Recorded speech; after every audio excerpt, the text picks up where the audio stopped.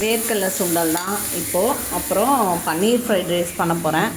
குடமிளகா வெங்காயம் வரைக்கும் தான் போட்டு பண்ண போகிறேன். ஸோ சாமி வந்து 2 o'clock ஷிஃப்ட்டு, 1:30 மணிக்கு கிளம்புவாங்களா.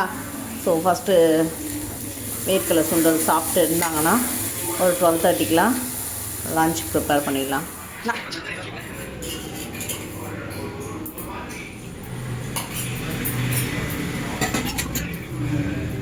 ஏய் 125 ரூபாடாது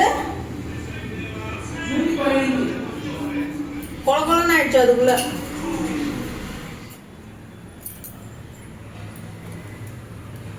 கொஞ்சம் வந்து பன்னீர் ஃப்ரைட் ரைஸ் பண்ணிவிட்டு மீதி வந்து பன்னீர் கிரேவி பண்ணால் நைட்டுக்கு டிஃபனுக்கு வந்து தொட்டுப்பாங்க. நைட்டுக்கு வந்து சப்பாத்தி இல்லாட்டி தோசை. இப்போ ஃப்ரிட்ஜ் இல்லைல்ல, அதனால் ஃபுல்லாக டம்ப் பண்ணி சாப்பிட முடியாது, எடுத்து வைக்கவும் முடியாதுல்ல. ஸோ அதனால் இதை சார்ட் அவுட் பண்ணிட்டு அப்புறமா வந்து பொறுமையாக கிரேவி பண்ணிடலாம். சார்ட் அவுட் பண்ணி மட்டும் வச்சுட்டா ஃப்ரைட் ரைஸ்க்கு யூஸ் பண்ணிவிட்டு பன்னீர் கிரேவிக்கு யூஸ் பண்ணிக்கலாம். கரண்ட் இல்லை, ஸோ அதனால் இருக்கு. ஆனியனும் குடமிளகா பச்சை மிளகா எல்லாம் வந்து அப்படியே அந்த சாப்பரில் போட்டு, அதுவும் இந்த சாப்பர் இருக்குல்ல அதில் போட்டேன். ஸோ அதனால் நல்லா ஃபைனாக சாப் ஆகிடுச்சு.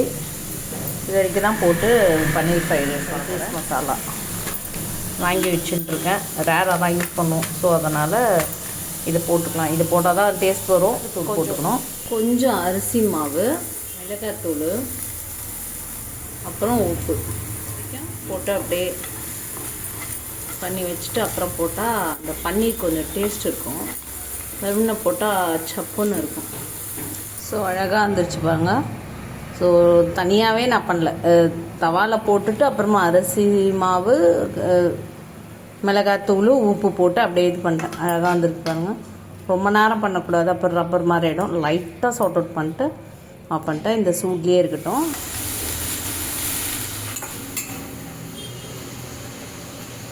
ஃப்ரைட் ரைஸ் மசாலா அப்புறம் மிளகாத்தூள் போட்டிருக்கேன். சில்வர் கடாயினால் அடி பிடிக்கும், அதனால் இது ஒரு கலரிட்டு அதுக்கப்புறமா தோசைக்கல்லில் போட்டு நல்லா சார்ட் அவுட் பண்ணால் நல்லா ஃப்ரைட் ரைஸ் ரெடி ஆகும். மிளகு தூள் பண்ணிட்டுருக்கேன். மிளகு நிறைய போட்டுருக்கேன். கொஞ்சோண்டு சீரகம், கொஞ்சோண்டு சோம்பு போட்டிருக்கேன். ஈஸியாக அரைச்சி வச்சுருந்தோம்ல முன்னாடி புதினா பொடி, இது 1 ஸ்பூன் அளவுக்கு போட்டுக்கிறேன்.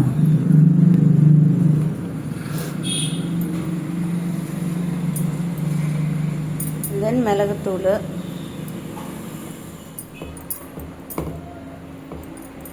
இது நல்லா கலரிட்டு அதுக்கப்புறமா அதில் போடலாம். இங்கே பெரிய பாத்திரமாக இல்லை, அதனால் கலரை வாட்ட போடலாம். அங்கே பெரிய கடாய் இருக்கும் சென்னையில், ஸோ அதில் போட்டு கலரத்துக்கு வாட்டப்படும். அதனால் இது கலரிட்டு அதில் போட்டுக்கலாம். இதில் வச்சு பண்ணும்போது நல்லாயிருக்கும், கலர்ஃபுல்லாக இருக்குல்ல. ஸோ உப்பு போட்டு சாதம் வடிச்சுருந்தேன், அதனால் இப்போ லைட்டாக கொஞ்சம் உப்பு போட்டுருந்தேன். வெங்காயம் வதக்கும் போது வேறு உப்பு போட்டேன். சாப்பாடு இதில் வந்து பன்னீரை வந்து மேலே அப்படியே போட்டுக்கலாம். இது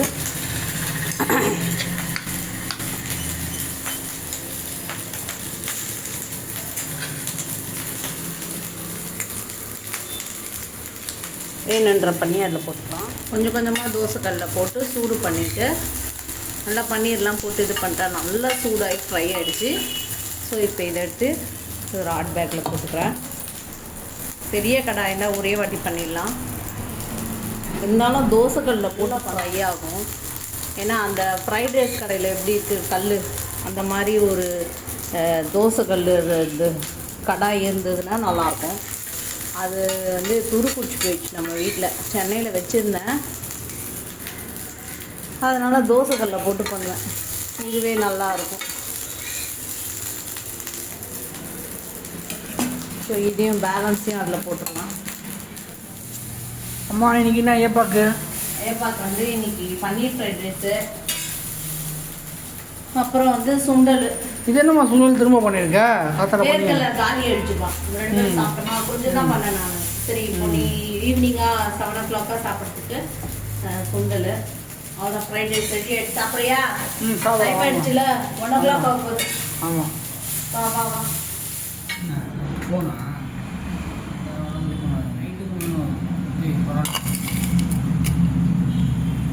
சாமி, நான் சாமி நீனு நீ சாப்பிட கூட சாப்பிடு. நீ சாப்பிட மாட்டேங்க கரெக்டா?